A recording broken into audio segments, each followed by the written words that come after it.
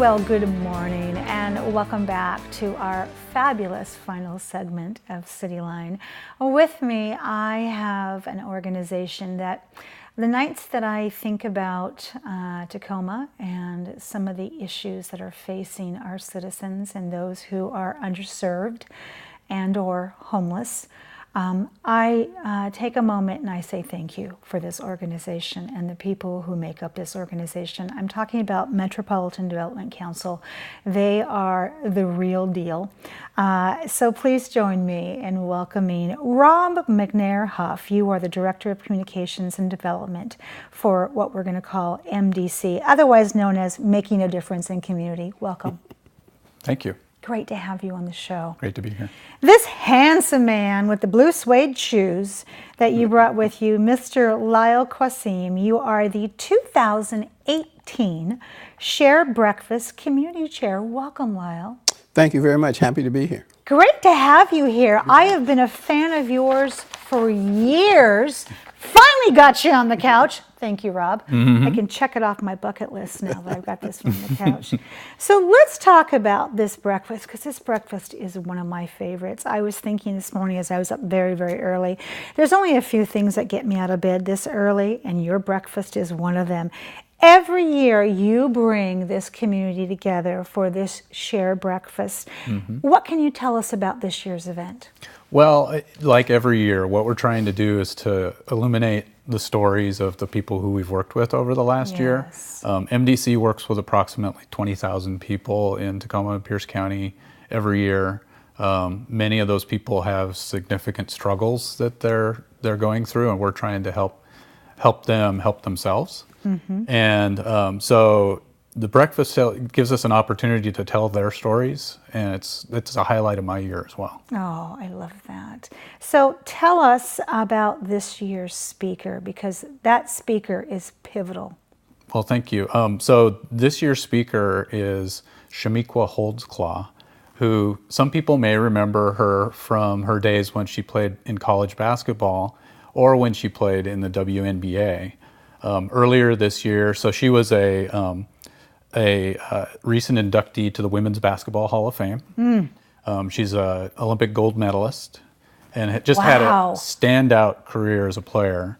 And her career, unfortunately, was cut a little bit short. Mm-hmm. She had some mental health struggles of her own that caused her to end her career prematurely.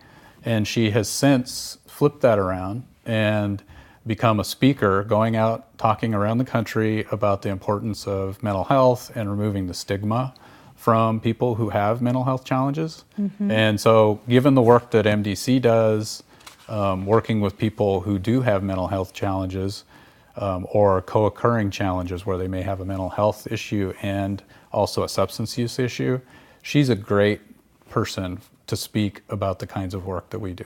Absolutely. Boy, we have to give her another gold medal for courage and bravery to turn her life around and to be a beacon of hope for other people, because we always think someone like that could never go through anything like that. They must live a charmed life. It's like, oh, think again. Yeah. So Lyle, tell us how long MDC has held, first off, the Share Breakfast events, and why is it important in your mind for the community to support this organization? This is the 7th year that MDC has held this event, and they've held this event for 3 reasons, at a minimum of 3 reasons. There may be more. One is to honor the people that are served by MDC, to talk about their stories, to hear their stories.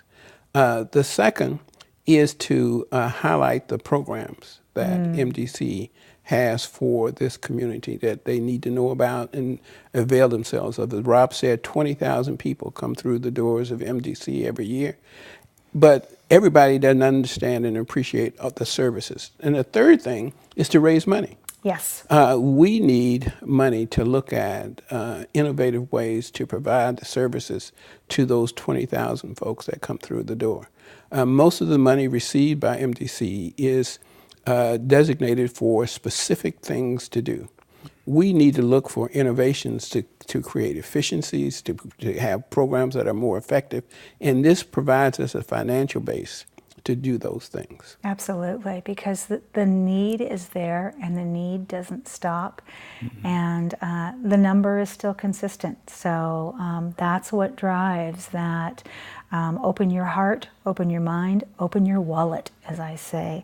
So Lyle, you are a very busy man. You are very involved in this community. You have a beautiful legacy and reputation. Why did you choose to serve as this year's community chair for this event? I have had the opportunity to be in leadership positions in this state and in this community around issues related to mental health. I used to be the state mental health director. I was also the secretary of the Department of Social and Health Services. So I've been in leadership positions.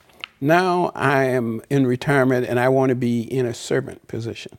I want to serve as opposed to lead. And this gives me an opportunity to continue what I call servant leadership. Yes. And I was really, really happy to be asked to be in this servant position for the 7th MDC breakfast. These are the people that I have been involved with for the last 33 years of public service, and I want to stay involved with them in my volunteer service. And so when I was asked, I was just over the moon to come and be a part of that. And I only hope that I can live up to past leadership in this position. Well, you know what? I know they will see a drop off, but I hope it's not too big a drop off from last year's leadership. Well, you know what? I don't think that that's going to be an issue because first off, that phrase, servant leadership, just melts my heart. That is what my life is all about, and I love that you have that same thing written across your heart. And I know that this man over here, he understands the value of somebody who walks the talk. So you are there for a reason, Mr. Lyle, and you are going to hit it out of the park. And I will be there going, yes, you can do this. Rob, let's talk about sponsors because as Lyle mentioned, okay, fundraising is an important of the 3 reasons why we hold this breakfast. So who do we need to acknowledge for our sponsors? Well, the main group that I want to acknowledge is our premier sponsor for this year's breakfast. So for the 3rd year in a row, Levitt Group Northwest is back as our premier sponsor. Okay. We have a number of other organizations in the community that are sponsoring as well, and will all be highlighted at the event, and we are very thankful for all that support. Wonderful. And Lyle, can people still sign up to get a seat? It's not too late. But it's going to be soon. But it's going to be soon. Yeah. The 24th is the final date for signing up. You should see on the screen the website. It's there. www.mdc-hope. Yes, look at you. Yep. I love Yes, that. You've got it going on. Okay, so let's talk about, we're getting into fall right now, fall and winter. And those are hard months. So is there anything new with the MD services that you want to highlight? Yeah, so every year in October is when we start one of the services that serves over 4,000 households in the city of Tacoma alone is our energy assistance and weatherization program. And so we begin our season for that at the beginning of October. So people who have been past recipients of that help will receive communication from us, as well as people can go to the MDC website and learn more about the guidelines and qualifications for that. It's a one-time assistance every year that helps people with their utility bills. And it actually can help people whose economic situation is a little bit on the edge, be able to stay in stable housing. Absolutely. Yeah, nothing like opening that bill and going, oh my God, What now? how am I going to eat? Yeah, how am I going to stay in my place? But Yeah. MDC provides help for that. Right. You have a program called Simple Gift that you started a couple years ago. Is that still underway this fall? Yeah, so this fall we are continuing to collect items under our Simple Gift program. And again, the website's the place to go. But we are collecting items around a couple of our programs that we do. One, we create outreach kits that we use to go out. Our veteran services staff uses to go out and talk to people on the street. Yes. Those are things like hygiene products and some of the basic information about MDC services to encourage people to avail themselves of what's available. And then we also put together welcome home kits for the people who move into our housing. So MDC has roughly 340 units of housing in the community, and people rotate through that housing. The hope is always that they'll be there for a period of time to get stabilized, and then they can aspire to move out into their own place. And every time somebody moves in, we want to give them something to get started. Oh. So information about that program is on the website, and we'll be collecting things throughout the end of the year. I love that. Well, as you said, the website is there, and I encourage people to log onto that website and thoroughly read it. And then I believe that they will feel the way I feel about MDC, that it is premier here in Tacoma, leading the charge against for services for homelessness and for addiction and for mental health services. So saying thank you doesn't seem like enough, but I want to say thank you to both of you. You're welcome. You're welcome. For being here today, for the teams that you represent, for your hearts. This is not something that you just turn off at 5 o'clock in the evening when you get in your car to either go back home or to go for a jog. It's not.